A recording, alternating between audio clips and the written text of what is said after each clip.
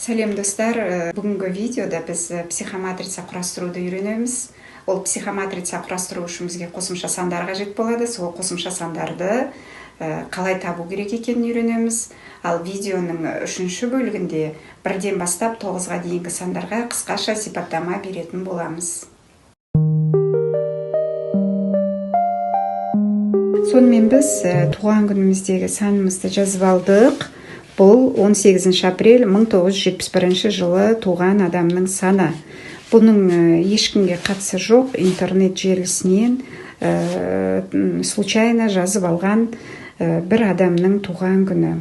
Сонымен ең бірінші қосымша санды табу үшін біз не істейміз? Бұны біз мына туған күніміздің астына бірінші рим санымен белгілеп қоямыз да, бірінші қосымша сандарымызды табу реті. Ол үшін бәрін жазып бір-біріне қосып шығамыз. Яғни 1 қосу 8, қосу 4, қосу 1, қосу 9, қосу 7, қосу 1.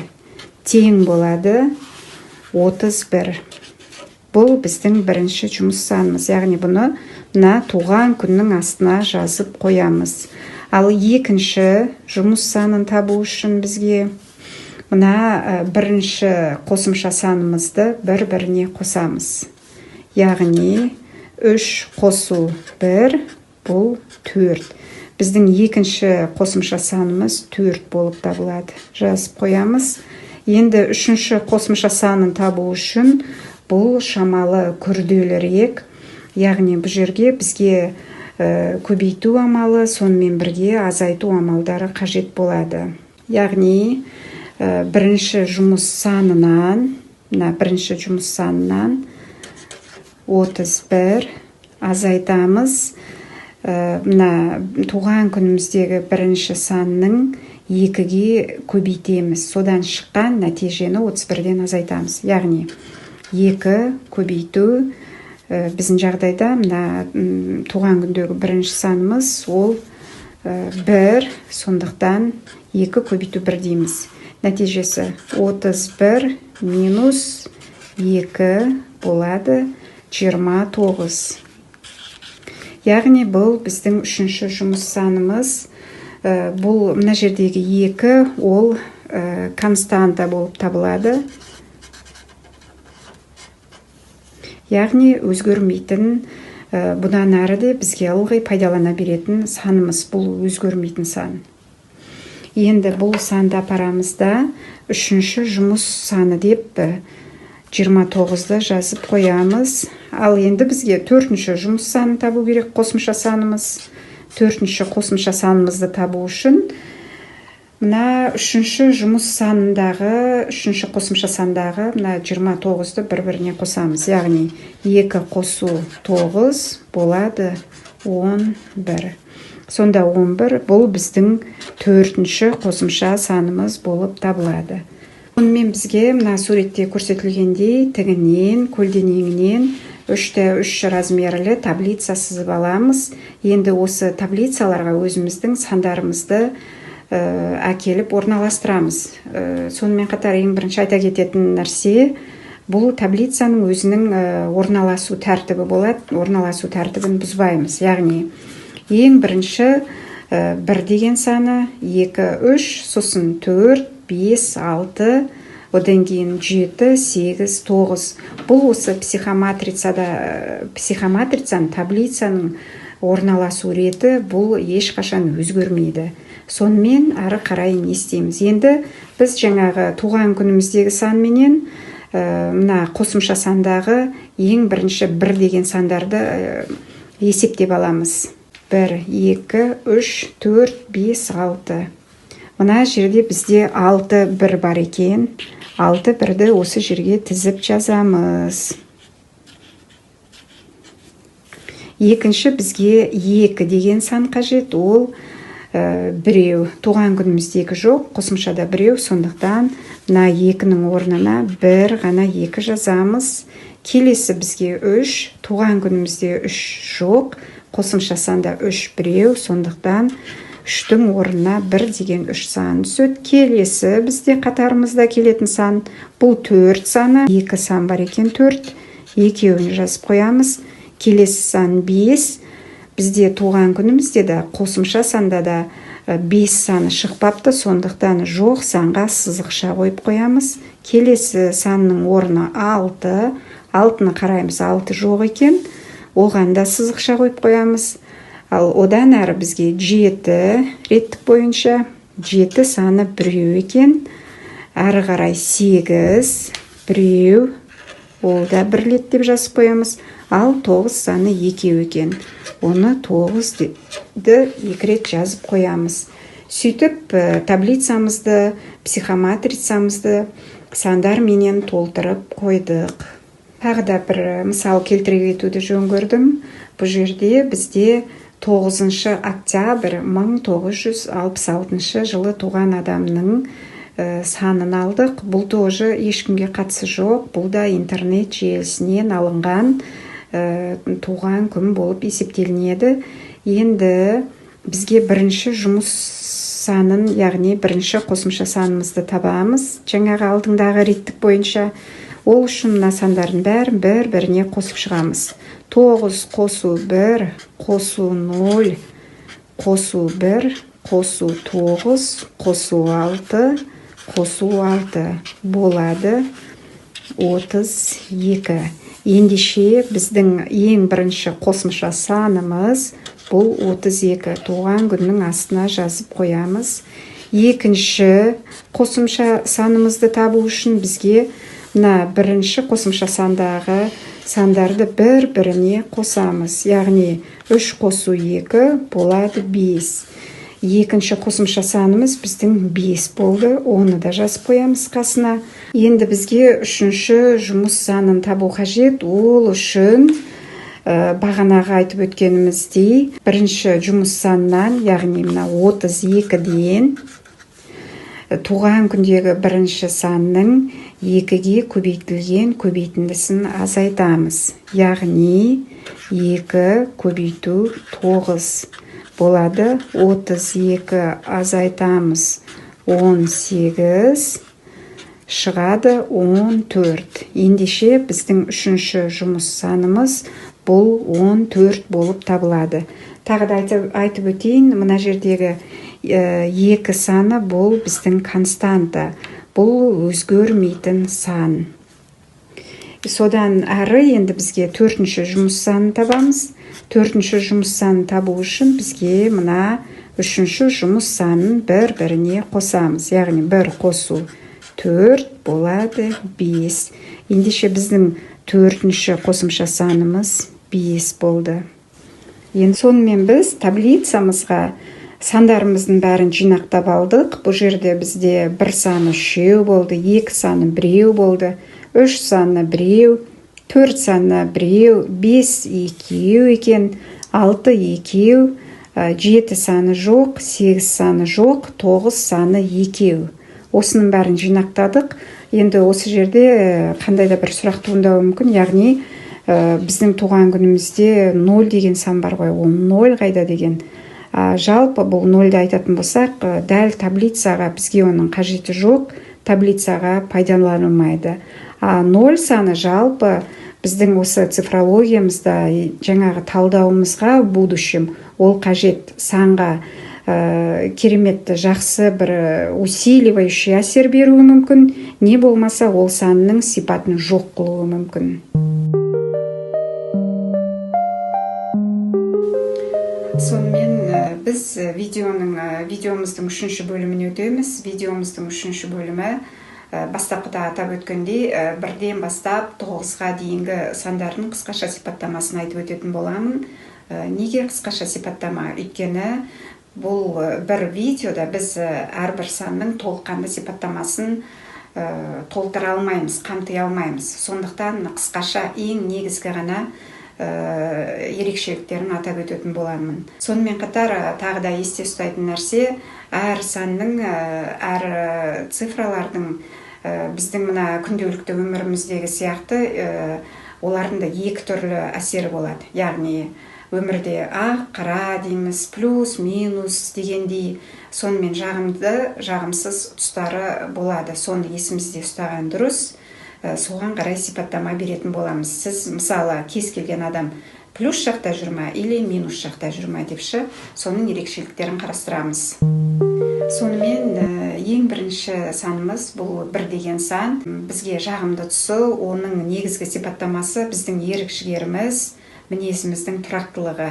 Егер бұл плюс жақта болатын болса, ал егер минус жақта болатын болса, онда ол өркөкіректік, елге өстемдік жасап, басшылық жүргізуге тырысуымыз. Келесі санымыз бұл 2. 2 саны бұл коммуникация, елмен біздің қаншалықты қарым-қатынас жасай білуіміз, яғни ортақ теманы, ортақ тақырыпты қолдап әңгімелесе білуіміз, бұл 2-нің плюс жағы, жағымды жағы болып есептелінеді. Ал негізінен біздің мына елмен араласуымыз, сөйлесуіміздің бәрі, қарым-қатынасымыздың бәрі көбіне 2 саны бізде қаншалықты соған байланысты болады.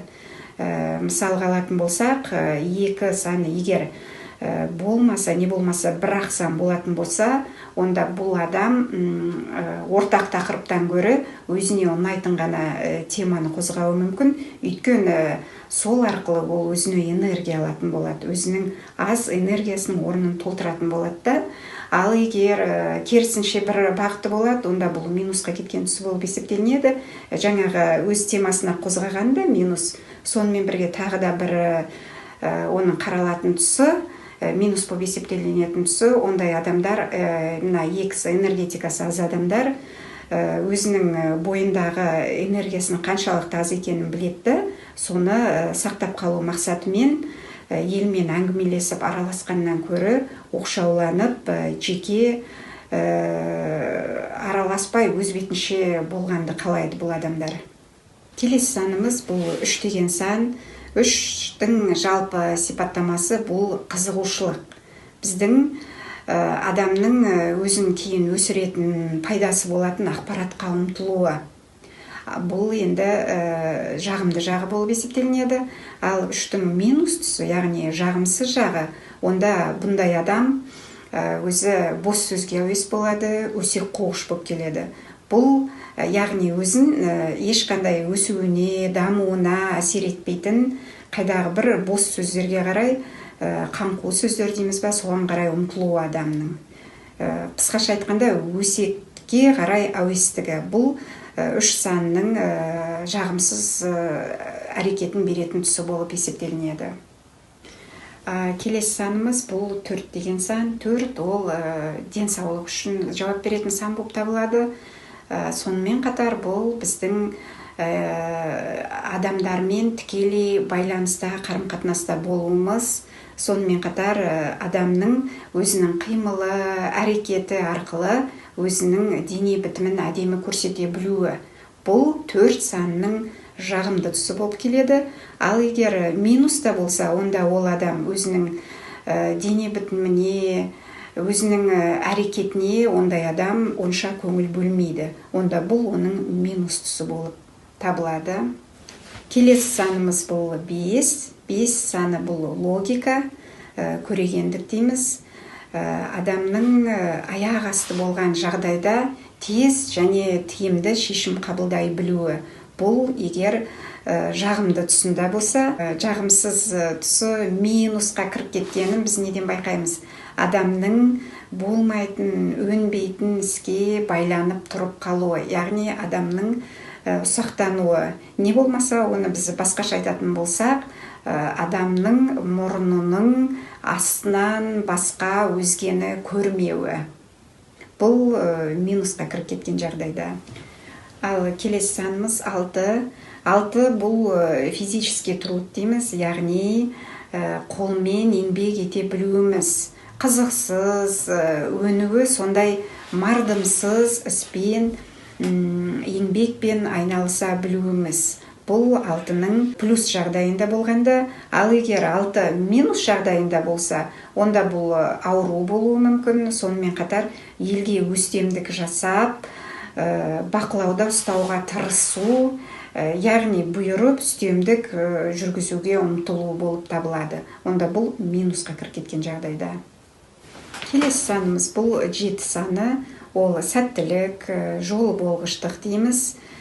Яғни адамның айналасындағы болып жатқан жағдайлардан, ақпараттардан көрегендік танытып, шешім шығара білуі, сол арқылы өзінің өмірін сәттілікке толтыруы. Бұл 7 санының егер жағымды болса, ал егер минус жағында жүрсе, онда бұл адам тек қана өзінің бас пайдасын ойлағыш болады, біреулердің көзқарасын, басқалардың мүддесін таптай отырып, тек қана менің өзіме жақсы болса деген мақсатпен алға қарай ұмтылуы. Бұл онда ол адамның минусқа түсіп кеткендігін көрсетеді. Келесі санымыз бұл 8 саны, бұл жағымды тұсынан алып қарағанда жауапкершілік, мейірімділік, әділдік, шыдамдылық болып келеді. Бұл егер плюста жүрсе, ал егер минуста жүретін болса, онда бұл уайымға берілу, өзін өзі адамның өз өмірін қиындатуы. Мысалы, шешімі бар, бір жеңіл жолымен бітіретін шаруаны таңдамай, ол адам оның қандай да бір қиын жолын таңдайды да, сонымен оның шешімін көрмей, менде қолымнан келмеді, осы дұрыс болмады деп өзін өзі уайымға түсіруі. Қысқаша айтқанда, адам өзіне өзі проблема жасап, сол арқылы уайымға түсіп жүруі. Бұл 8 санның минустығы беретін болады. Келесі санымыз бұл 9 саны. 9 саны бұл есте сақтау, яғни память болып табылады. Сонымен қатар адамның осы өмірден тәжірибе жинап, сол арқылы өзіне жақсы шешім шығара білуі. Ал бұл егер плюс жағдайында жүрсе, ал егер минус жағдайына түссе, онда көбінесе кейбір адамдар айтып жатады, менде 9 көп, бірақ менде есте сақтау қабілетім өте төмен. Көп нәрсені есіме сақтамаймын дейді. Оны қалай байқауымызға болады? Оған көбінесе адам егер өзіне ұнамайтын мамандық болса, онда ол соған байланысты заттардың көбін, мәліметтердің көбін ұмытып қалуы мүмкін. Сонымен қатар керісінше, неше жыл бұрын балалық кезінде болсын, өзінің қатты бір көңілін қалдырған моменттер болса, соның бәрін есінде, точка запятойына дейін дейміз ғой, сөйтіп есінде сақтауы. И сол арқылы мына кезде мынандай болған, мынау сөйткен деп ренжігіштік танытып жатады. Бұл ренжігіштікті бізге көбінесе 9 саны неғұрлым көп болса, соғұрлым біз анық байқаймыз.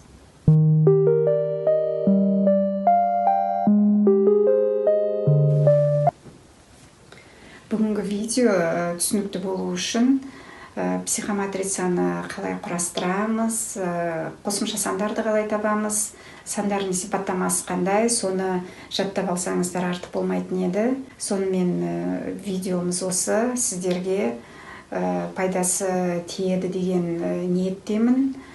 Менің подписация бөліміне өтіп, каналыма тіркеліп кетуді ұмытпаңыздар. Сонымен қатар цифрология жайында не болмаса қандай да бір осыған байланысты өзіңізді толғандырған сұрақтар болса, не білгіңіз келіп еді, соны комментарийға жаза кетіңіздер. Бәлкім алдағы уақытта сол комментарийларға қарап видео түсіретін болармын. Келесі кездескенше.